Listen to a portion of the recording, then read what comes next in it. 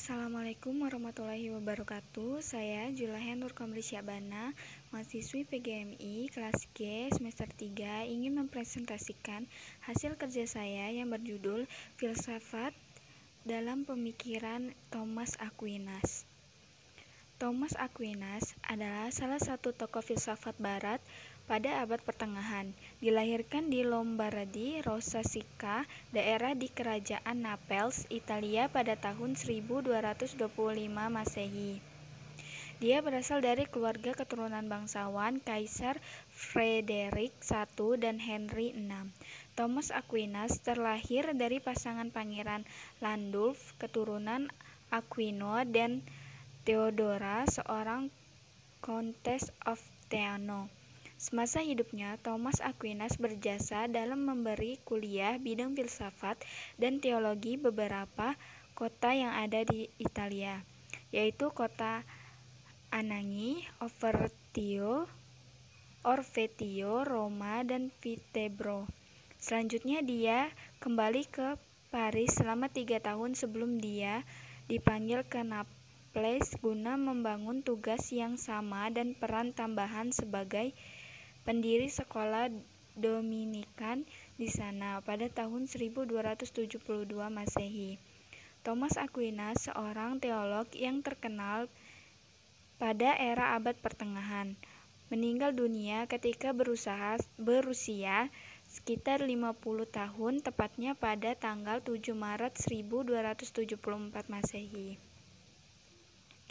Pemikiran Thomas Aquinas. 1. Thomisme. Thomisme adalah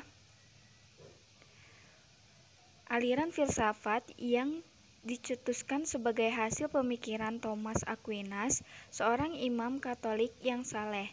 Kata Thomisme berasal dari Summa Theologica, salah satu dokumen yang paling berpengaruh dalam filsafat abad pertengahan dan terus dipelajari oleh generasi penerus bahkan generasi sekarang.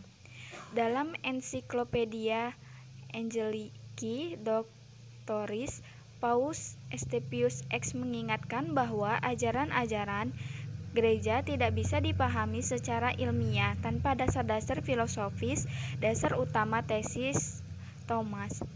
Thomas Aquinas percaya bahwa kebenaran adalah benar dimanapun ditemukan, seperti juga para filsuf Yunani, Romawi, Yahudi, dan Muslim. Secara khusus, ia adalah seorang realis. Dia mengakui bahwa dunia dapat diketahui seperti apa adanya. Thomas Aquinas menganut paham terminologi dan metafisika Aristoteles. Filsafat Thomismenya ini menekankan pada pengertian materi dan bentuk, potensi dan aktus, serta bakat dan perealisasinya. Filsafat ini mempunyai tujuan untuk menciptakan kedamaian Yunani dan Nasrani dalam hal filsafat sekuler. 2. Essentia dan exentia.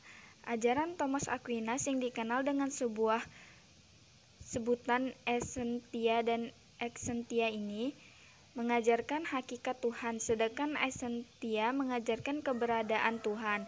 Menurut filsafat ini, Tuhan adalah sempurna keberadaannya dan tidak berkembang. Dalam ajaran ini, esensi dan esketia tentang Tuhan adalah ada dan satu. Filsafat ini membedakan Tuhan yang makhluk ciptaannya, di mana Tuhan ada satu sedangkan makhluknya tidak bersifat satu. Menurut Thomas, Allah merupakan aktus paling umum yang disebut dengan aktus purus atau aktus murni, di mana Tuhan dinyatakan nyata adanya dan bersifat tunggal atau esa. 3. Argumen kosmologi. Ajaran atau filsafat Thomas Aquinas yang ketiga adalah argumen kosmologi dan biasa disebut teologi naturalis. Dalam kosmologi, Thomas Aquinas berpendapat bahwa manusia dapat mengenal Allah melalui akal yang mereka miliki, meskipun pengetahuan tentang Allah yang mereka peroleh dengan akal tersebut tidak jelas dan menyelamatkan. Dengan akal yang mereka miliki, manusia sebagai makhluk Tuhan dapat mengetahui bahwa Allah itu ada dengan sifat-sifat yang dimilikinya. 4. Penciptaan. Pemikiran filsafat Thomas Aquinas yang tidak kalah penting dari yang lain adalah filsafat tentang teori penciptaan. Filsafat ini tidak lepas dari ajaran tentang partisipasi dasar yang diterima dari Agustinus Neoplatonisme. Namun demikian, terdapat perbedaan yang mendasar antara pemikiran kedua tokoh tersebut.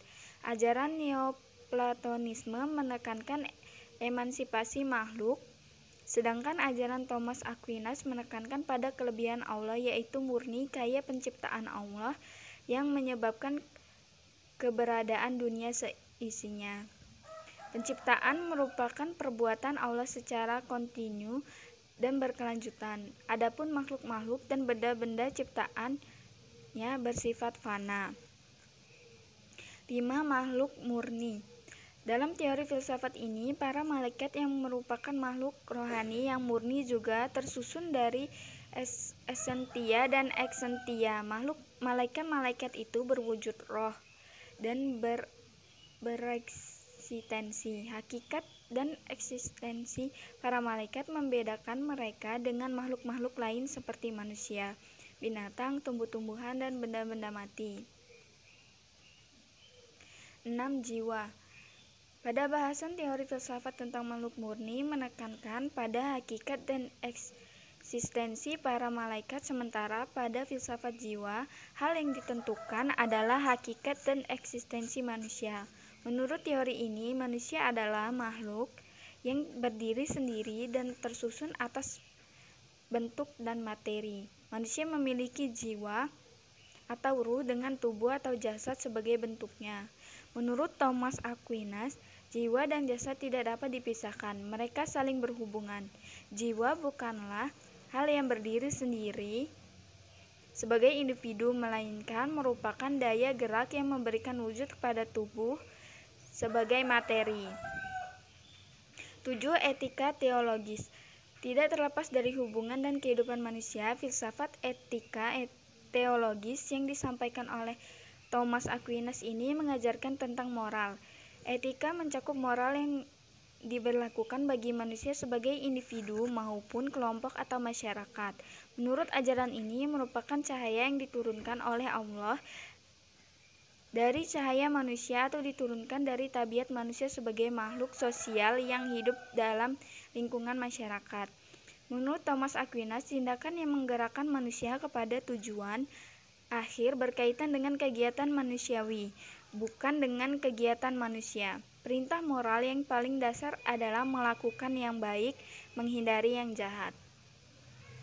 Sekian yang bisa saya sampaikan. Wassalamualaikum warahmatullahi wabarakatuh.